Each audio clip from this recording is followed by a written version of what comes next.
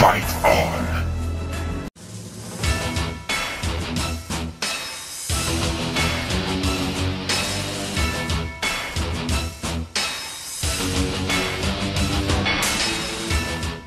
Yo everyone, what up? Welcome back to Top Tier Arcade. My name is Steve, and we're back in the old apartment because in this video we're going to be checking out the Super Street Fighter 4 Arcade Edition Part 3, which is the game review. So momentarily we're going to just jump right in, and I'm going to walk you through the evolution of Street Fighter 4 from Street Fighter 4 itself, Super Street Fighter 4, Super Street Fighter 4 Arcade Edition, which is the one behind me and the edition I like, Super Street Fighter 4 Arcade Edition 2012, Ultra Street Fighter 4, and lastly, Ultra Street Fighter 4 Omega Mode. So we're going to go through how it came to be. I have some information that I printed off online that I'm going to share with you, what changes happened during every mode, and also some visual changes and also gameplay changes. So why don't we take a seat? I'm going to show you the evolution of Street Fighter. It's very Capcom-esque, where different versions, different titles, longer titles, and till its ultimate end, moving into the newer generation, which is now Street Fighter V.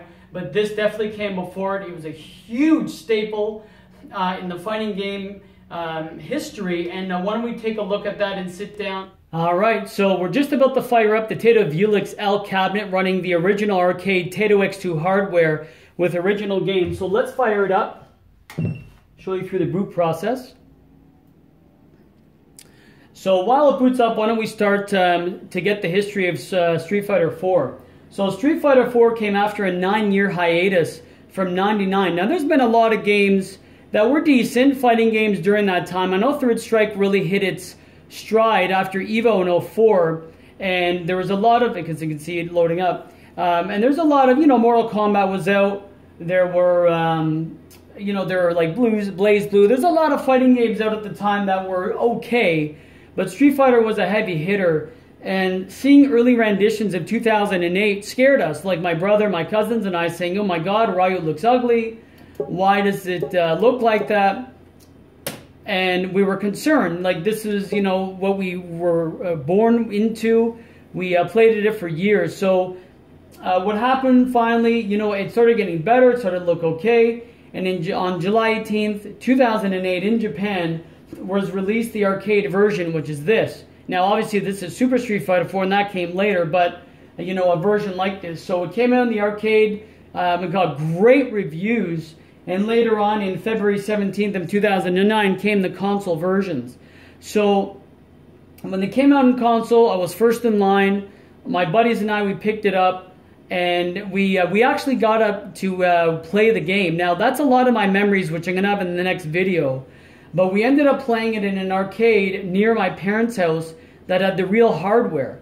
And, there was lineups, we were having competitions, and it was so much fun, like it was back in the early 90s with Street Fighter and all their fighting games and arcade machines.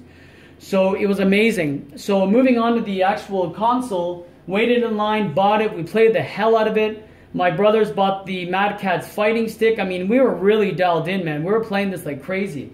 So, once that happened, we were going nuts. It was selling like crazy. We're talking, millions and millions of copies since. There's been different, variations that have come out. And why don't we get into that? So, I mean, a lot of the new fighters that were in Street Fighter 4 were able... Well, why don't we point up and I'll show you. Super Street Fighter 4 Arcade Edition. I'll show you some of the characters. Again, some came later, but new characters to the franchise. Street Fighter 4 were Abel, Crimson Viper, Rufus, El Fuerte, and Abel. So all the four right here. And the cool thing was Gouken finally made an appearance. Now Gouken, if you don't know for Street Fighter heads, is technically Shang Lung. Now Shang Lung was the master of Ken and Ryu. And so he finally made his appearance, which was amazing. Mind you, the story's a little lame, but, he did come back, which was huge. Everybody was very excited. So they had those 5 new characters. And that was in 2008, 2009. Now, after that happened, the new version was... Well, let me get out of this so it doesn't make the noise. So those were the fighters that first came in. Next came Super Street Fighter 4, and that was in April 27th, 2010. So around a year and a half later, the game comes out, including new online modes. There's coming there's new stages, new announcers, and 10 new additional characters and tweaks. Now the new characters that came in obviously were a lot of the old favorites, which was amazing seeing it. Things like or characters like T-Hawk, DJ, Adon, Guy, Cody, Ibuki, Mukado, and Dudley, and also Jury as well. Now those were, and then excuse me, and then Seth as well, which is the last character, and Hakan as well. So having new introductions, having new, well, let me show you. New introductions, having, new character balances. So again, there's Jury. So a lot of the returning characters came back. Usually this upper row, they came in. And then later on, Gen came and, everybody else kind of joined the party here. Now, this was a big update because you'd have to buy a new game, which was actually a little upsetting because then you'd have to buy another game. So what I'm doing really quick right there is just undoing it so you don't have to, hear the intro. So that was Super Street Fighter 4. Now let's move now to Super Street Fighter 4 Arcade Edition is what I have now. And again, we'll go through the characters. So that came out, excuse me, that came out in December 2010. So very shortly after Super Street Fighter 4. And this was really the state. This one I really enjoyed the most because Yun and Yen came out. There was rebalancing, and then later on after this came the 2012 edition. Now 2012 edition was a free update with just new. It was a new patch really. It was just rebalancing, and it was downloadable. So that was really to the 2012. So not much changes. Obviously there was characters and new additions. Now in this version, the Super Street Fighter 4 Arcade Edition, obviously the hitting characters were Evil Ryu and Oni. Now I want to share something with you. Now I did explain this. Later on. It's in part 3 of my top tier tech when I was playing with Francesco. So if you enter a code, I'll show you. See this password? If you enter this and you enter a password, which I have in the bottom of my my restore on this part 3, part 2. Well, I walk through the codes you can put in, and it's in the description below on that video. And once you enter that code, how do I get out of here? Once you enter that code, what will happen is it normally just says Super Street Fighter 4 is the logo. So what happens is when you enter those characters, Evil Ryu and Oni become available. And then when you get it, this new screen comes up. So normally it would just show this with a beige background. But when you unlock them, Oni comes here. That knows how you're unlocked. So that's the trick to Super Street Fighter 4 Arcade Edition, which is kind of cool because the arcade actually has hidden characters. And as you can see at the top, like I mentioned in my last video, I know that's a terrible angle. You can see that there. Actually, I'll lift it up. You can see that's where the operators would add Evil Ryu and Oni. So that was really cool. I've always loved when there's hidden characters in arcade games. So this is the version I kept. Now, I'm going to explain why I never went to the next one. So the next rendition was the Ultra Street Fighter 4. Now, Ultra Street Fighter 4 came with the Taito X3 hardware. So the hardware I have in here is X2. X3 only had a few games. Because it beefed up more characters, it needed more RAM and more processing power. It needed a new computer. So that's the Taito X3. Now, the reason I didn't get it is this. The Taito X3 is limited to only a few games. And as you can see in the menu before, I can choose from a lot of games. And it's fun to have multiple games even though this is a dedicated machine. But I have a little more variety when people come over. Not to mention the actual the artwork was official. Like they made Super Street Fighter 4 Arcade Edition official artwork for this cabinet where I haven't been able to find the other ones. Instead of someone made them. So I found this was the most authentic and official version, plus the most versatile. And not to mention, I didn't really play Ultra that much because I got on my PS3, I played it, it was kind of just adding a few more characters. So what it really was, if you wanted to download it, or now you can buy it, it came out in 2014 in April, and that was when it was released in arcades.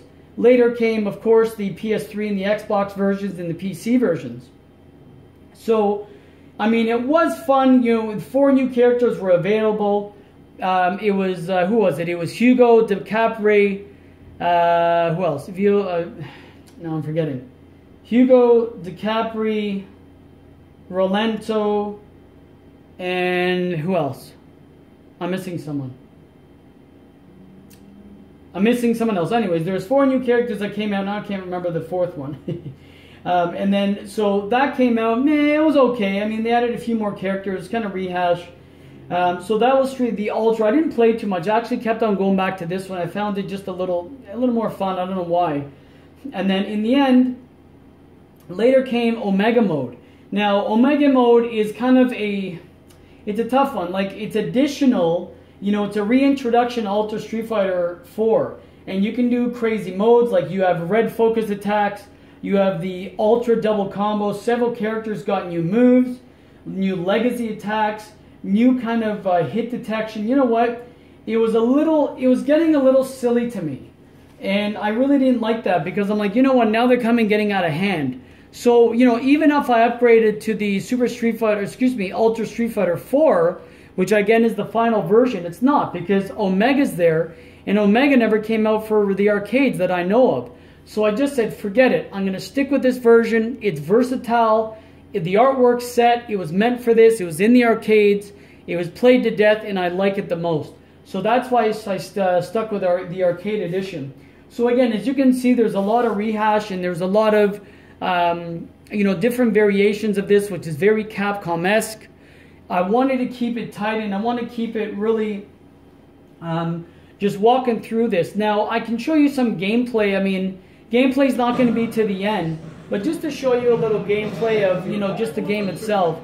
Again, why don't I be Evil Ryu? He's a hidden character. And again, when you do this before the code, Evil Ryu here and only there don't show. When you add their code, they're added, and then of course they're added to the game.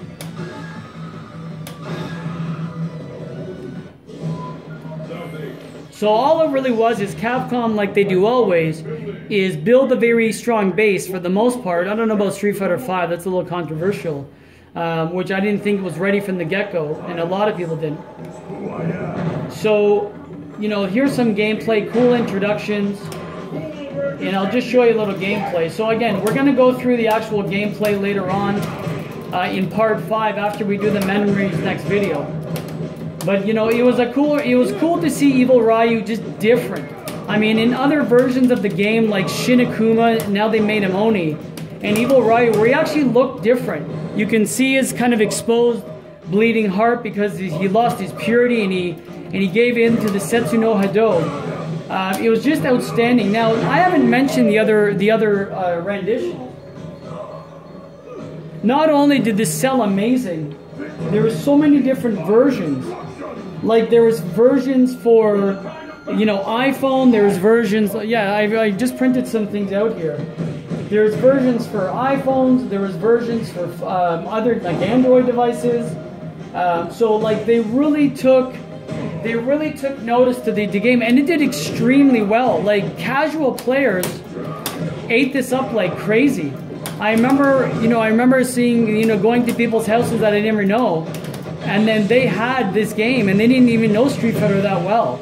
So it was very encouraging actually seeing it, because again, it hasn't been seen in a long time.